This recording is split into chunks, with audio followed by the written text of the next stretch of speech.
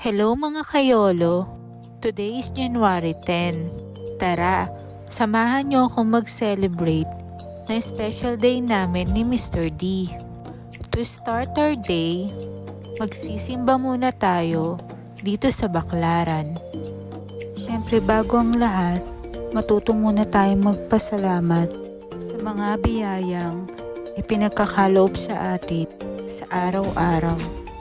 Dahil patapos pa lang ang misa, tayo po ay magsisindi muna ng kandila. Malalim ang kahulugan ng pagsindi ng kandila, lalo na sa mananampalatayang Katoliko.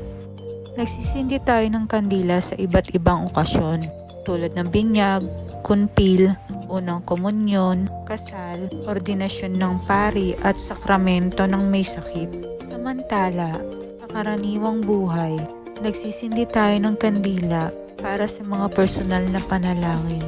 Ang kandila daw kasi ang nagsisilbing liwanag. Liwanag sa gitna ng kadiliman.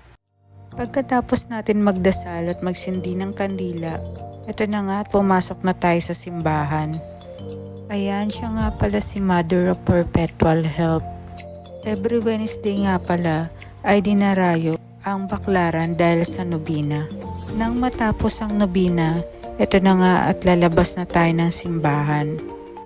Nakakatuwa yung ilaw dun sa taas. Parang may malaking parol sa taas ng simbahan. Lahat ng tao napapatingin kapag dumadaan. At dito nga sa paglabas ay marami pang taong nagkukumpulan sa pagdarasal.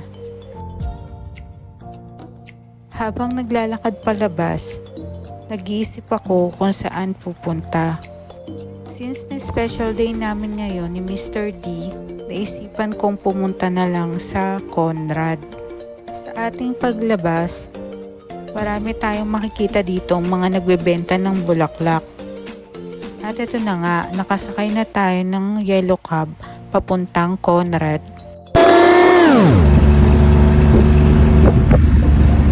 At ito na nga, natatanaw ko na ang big globe ng MOA. Mabilis lang naman ang biyahe galing Baclaran papuntang Conrad. Ang Conrad nga pala ay makikita sa tabi ng MOA. So ito na, nakababa na tayo sa MOA. Maglalakad lang tayo papunta dun sa may escalator. Nasaan ba ang escalator? Mukhang nawala pa ata. At yan, nakaakyat na nga tayo dito sa may bridge. Ang bridge na ito ang daanan na nagko-connect sa MOA, IKEA at sa Conrad. Ayan, makikita na natin yung signboard. Sa bandang kaliwa papuntang MOA Square tsaka MOA Arena. Ayan, tamang lakad-lakad lang muna tayo.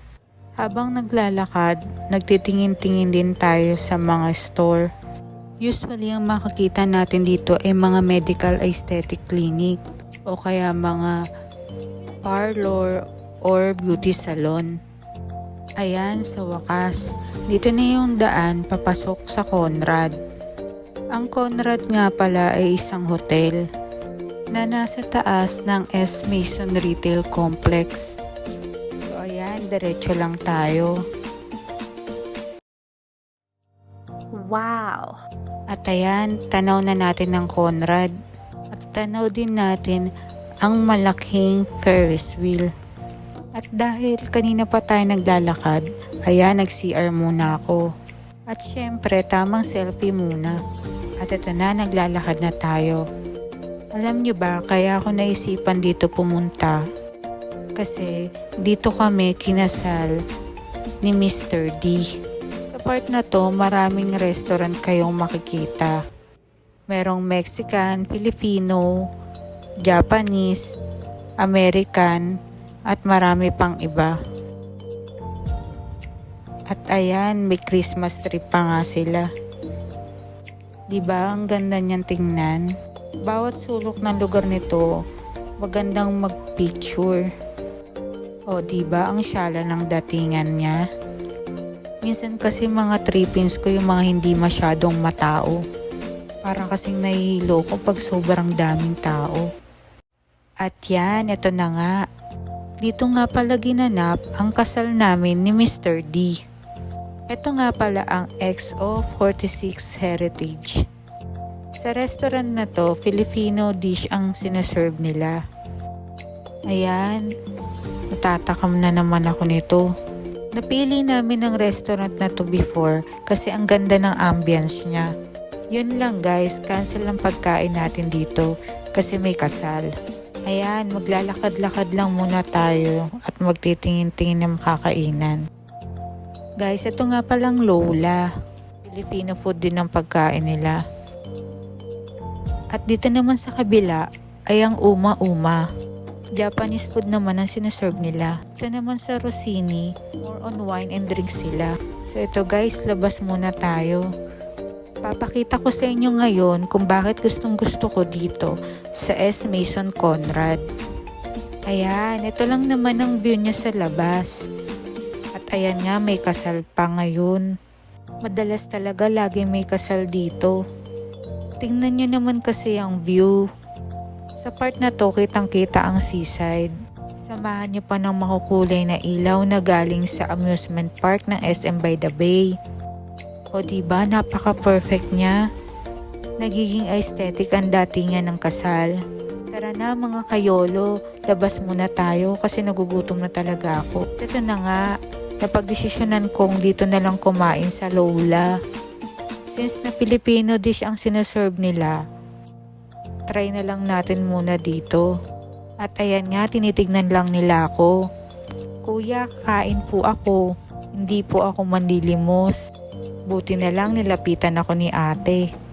Akala ko itataboy niya ako, pauupuin lang pala muna. At ito na, o-order na tayo. Hindi rin naman pala ganun kadami yung putahe nila. Kaya makakapili ka rin agad kung anong gusto mo. Kaya ang pinili ko na lang is yung bago sa panglasa ko. Ito nga pala yung pasta. At ito naman yung salad. Naku guys, ang dami ng serving nila. Good for 2 and 3 na ang serving. Bago kumain, inom muna tayo para hindi maparami ang kain. Taray, kala ko wine, tubig lang pala. At ayan, umpisahan ko na. At syempre, ang una natin kakainin ay ang salad. Ang in-order ko nga pala ay chicken Caesar salad in a wrap. Naisip ko lang din ngayon bakit di nga pala siya nakarap. Uy, pabebe kumain kasi may camera. Pero guys, pangalawa ko na yan. Ang isunod naman natin ay ang pasta. Ito guys, medyo naku-curious ako sa lasa nito. Kasi bago siya sa paningin ko. At nung tinikman ko siya, ang sarap niya guys. Ayan nga, laki na ng subo ko dyan. O diba, ang sarap ng kain ko. Habang dun sa kabilang table, ang sarap din ng landian nila. Nang aano kayo no? Dahil nga sa nasasarapan ako, napatingin ako sa menu. Tinignan ko kung ano yung ingredients ng pasta. So alam nyo na sa mga kafudang, may abangan kayong bagong recipe sa ating cooking vlog. Simple nga lang pala ang ingredients ng pastang to. Kayang-kaya nating lutuin sa bahay. After kumain, bumalik nga muna ulit ako dun sa labas. At ito nga, paglabas ko, meron ng kumakanta.